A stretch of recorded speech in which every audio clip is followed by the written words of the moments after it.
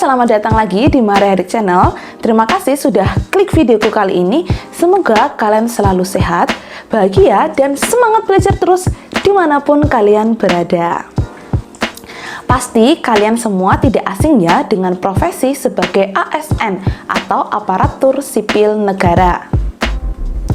Ya, ASN adalah pegawai negeri sipil dan pegawai pemerintah dengan perjanjian kerja yang bekerja pada instansi pemerintah. Profesi ini merupakan profesi yang masih banyak diminati di Indonesia loh. Hal ini dikarenakan ASN memiliki gaji yang tetap dan cenderung naik, difasilitasi dengan berbagai tunjangan, dan menjamin masa tua dengan adanya uang pensiun.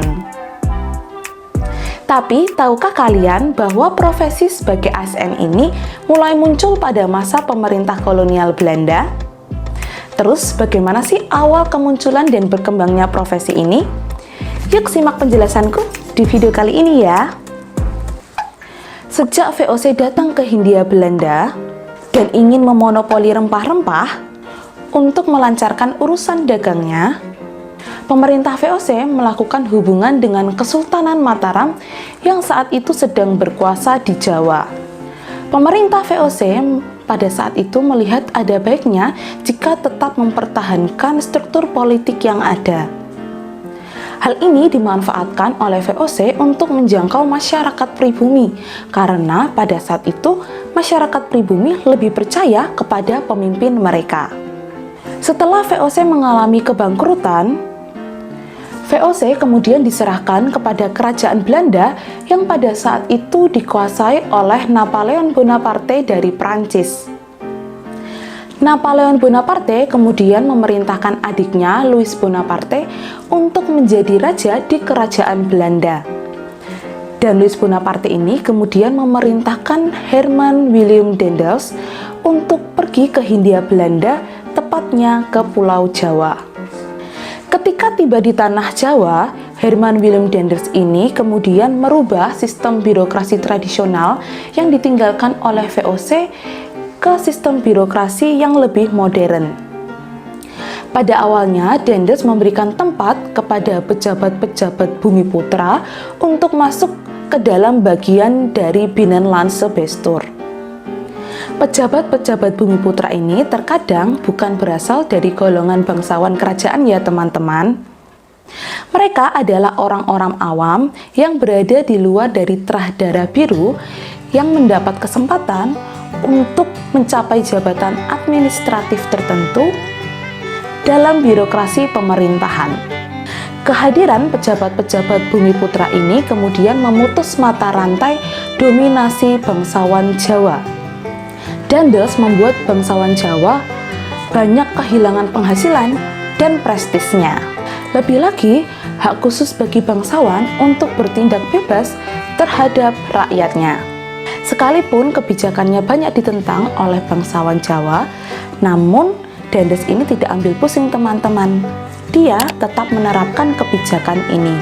Daendels tetap melanjutkan ambisinya untuk melakukan sentralisasi kekuasaan yang disebut dengan Binnenlandse Bestuur. Pada Binnenlandse Bestuur, birokrasi di Hindia Belanda terbagi menjadi dua golongan teman-teman. Golongan yang pertama adalah Europees Bestuur atau pegawai Eropa. Europees Bestuur ini adalah pemerintahan tertinggi di Hindia Belanda.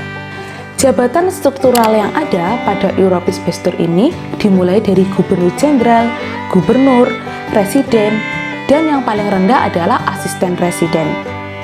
Semuanya terdiri dari orang-orang Eropa yang lebih banyak berinteraksi dengan pemerintah pusat untuk menentukan kebijakan dan prioritas di Hindia Belanda. Golongan yang kedua adalah Inlandse Bestuur atau pegawai pribumi. Inlandse Bestuur dalam bahasa Jawa biasa disebut dengan pengreh praja atau penguasa kerajaan. Inlandse Bestuur adalah pelaksana kepemerintahan bagi bangsa Bumiputra teman-teman.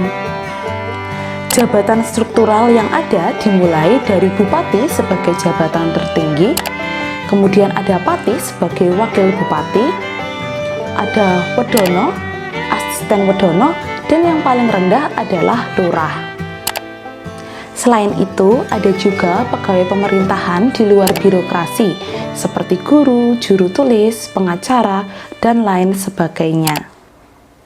Para pejabat inland space tour ini ada untuk menyuruh warga mereka bekerja dan memproduksi barang-barang yang dibutuhkan oleh pemerintah kolonial Belanda. Nah, inland space tour inilah yang kemudian nantinya kita kenal sebagai pegawai negeri pemerintah kolonial Belanda. Pada masa kekuasaan Gubernur Jenderal Johannes van den Bosch, sistem tanam paksa membuat kehadiran inland space tour atau pangreh praja ini semakin penting.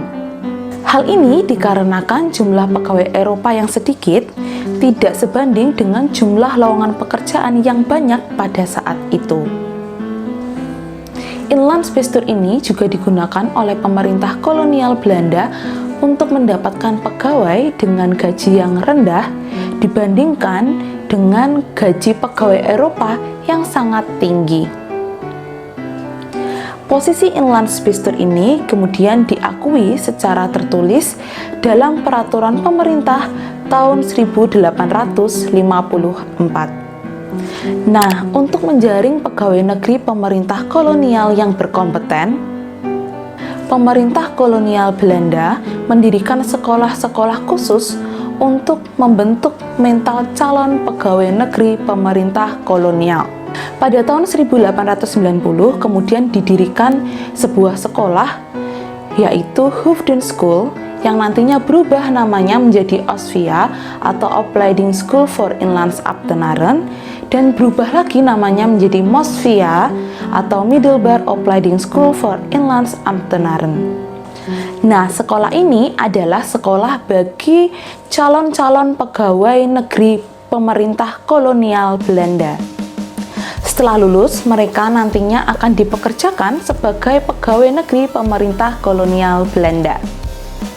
Setelah mereka nanti menjadi pegawai negeri pemerintah kolonial, inland space tour ini akan mendapatkan gaji yang tinggi dan memiliki jenjang karir yang jelas. Misalnya saja, untuk jabatan bupati, mereka akan mendapatkan gaji antara 1.500 sampai dengan 1.800 gulden. Jumlah itu setara dengan gaji seorang residen yang dihuni oleh pegawai negeri asal Belanda di daerah yang sama.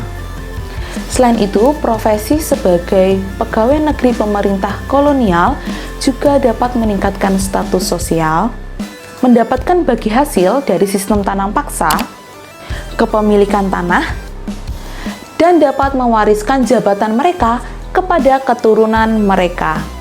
Hal inilah yang kemudian menimbulkan minat yang cukup tinggi di kalangan bumi putra untuk menjadi inland space tour atau pegawai negeri pemerintah kolonial. Bahkan banyak dari orang tua bumi putra ini menginginkan agar anak mereka dapat menjadi inland space tour atau pegawai negeri pemerintah kolonial.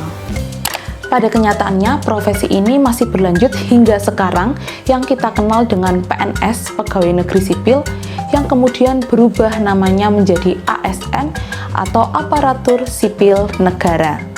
Nah, itu tadi teman-teman adalah sejarah awal munculnya profesi ASN di Indonesia. Jika dilihat sampai dengan saat ini, pola pikir akan profesi sebagai PNS atau ASN masih sama ya teman-teman. Semoga video kali ini menambah pengetahuan buat kalian semuanya.